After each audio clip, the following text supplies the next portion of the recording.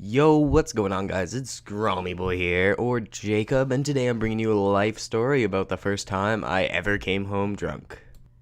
So, basically, how this happened was one of my friends, I'm not gonna name him, but he was a pretty big party guy. Like, he'd been to like a couple parties. Like, this is back when we were 15 years old.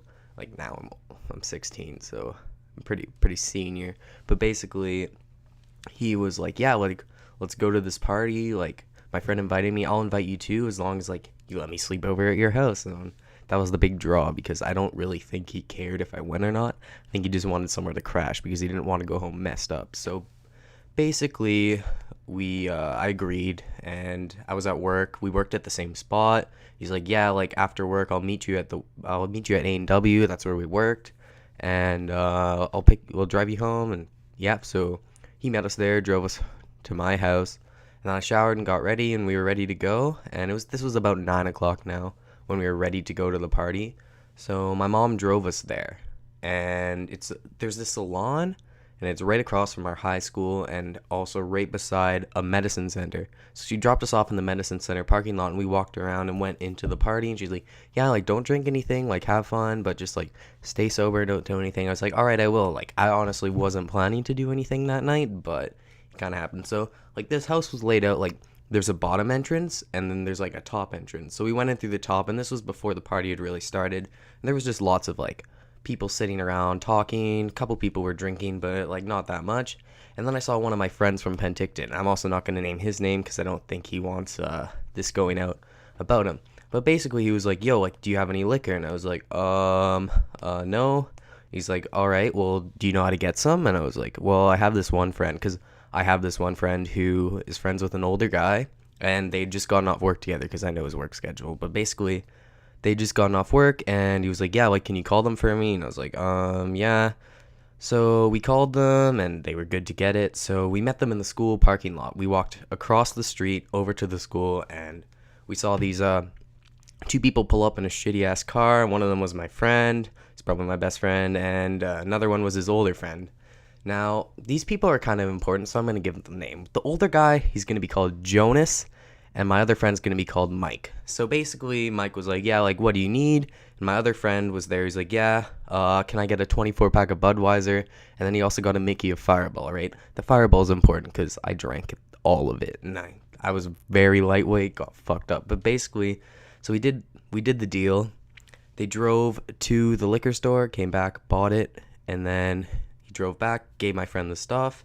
And I was like, this is back when I was a little Christian boy. I was like, what's going on? Like, are you actually like buying that alcohol and stuff? So I was a little sketched. But anyways, he got the stuff. We went back. He started drinking it, and he's like, here, like, try this, try the Fireballs. And I was like, all right. So I had like a little sip of it, and then I had some more of it. And we've been at the party for about an hour now. We're chilling in the basement. Out like through the basement entrance, everybody's out there smoking weed. Up on the deck, everyone's smoking weed. That's basically the entire party. So anyways, I drank a bit more of the Fireball and a bit more of it, and I was starting to feel like a little like you know the feeling when you get drunk and your face starts to get like a little like hot and numb? Well, I was starting to feel that. So eventually I was starting to lose control. Like I had a beer, and then I was I was pretty tipsy. So I started drinking more and more, and that's basically how it went. I was talking to people I never knew before, getting out of my comfort zone. I was having a great time. And then I finished the Mickey of Fireball, and that was fucked up. Like, I was slurring my words, hard for me to walk, and it was messed up. Like, it was pretty fun, though, honestly. And then, after that, my mom was texting me. She was like, yeah, like, we gotta go. And this whole time I've been texting my mom, telling her that people were drinking, like, drunk. And I was like, I'm not doing it, but, like, everyone's drinking here, but I'm not. So basically, my mom thought that I was being a good kid. So she texted me. She's like, yeah, we're coming to get you now. It was about 12 o'clock. We'd been at the party for a while. It's like, shit, I'm still fucking drunk. So I ran around. I was asking a bunch of older kids how to get sober. And they're like, yeah, just drink water.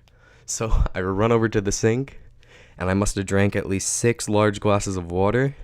Ran outside after that through the front door and threw up everywhere. Like, it was rough. My nose was bleeding from the vomit. It was horrible.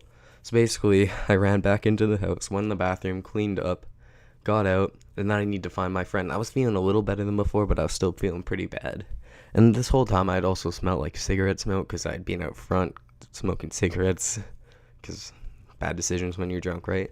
So anyways, I've been looking for my friend. I ran around probably for 15 minutes looking for him. This house isn't that big. There's only 2 floors, probably like 5 rooms that everyone's in. Finally, I find him at the front door, and I'm like, all right, well, my mom's here. We gotta go. And he's like, oh, okay. And he was pretty baked. Like, he'd been smoking a lot that night. And anyways, we got in the car. We both got in the back seat. My mom was asking us about the party, and we were all home free, right? Like, she didn't know anything. I was like, yeah, it's pretty good. Like, I had fun. She's like, yeah, like, do you want to go back to another one sometime? I was like, yeah, sure. She's like, all right, well, maybe we could do that. And then we got home, and we walk into the door, and my dad's standing there. And the first thing my friend does is he just ignores everyone, walks straight downstairs. My dad's like, Jacob, why did he walk right downstairs? I was like, I don't know. And then I said something. I was like, how's your guys' night?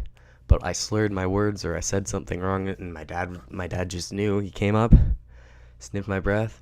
He's like, have you been drinking tonight? I was like, I had a couple sips. He's like, really? Because that doesn't smell like a couple sips. And basically, my dad caught me there, and I had to go downstairs to tell my friend that he had to go home. And later that night, instead of going to the bathroom, I just went to the bathroom in my room in the corner of the room because I thought it was the bathroom, and it's a rough time. But basically after that, my parents talked to me the next morning when I'd sobered up, and they were like, yeah, so you're grounded till the start of the school year, which was basically the whole summer because this happened at the start of July. And I had to go to work the next day, hungover as fuck, and it was a rough experience. But basically, that's the story. So if you like my story, then just shoot me a like maybe. And if you want to see more, stick around, subscribe, all that. Subscribe to Scrummy Boy. Scrummy Boy, peacing out.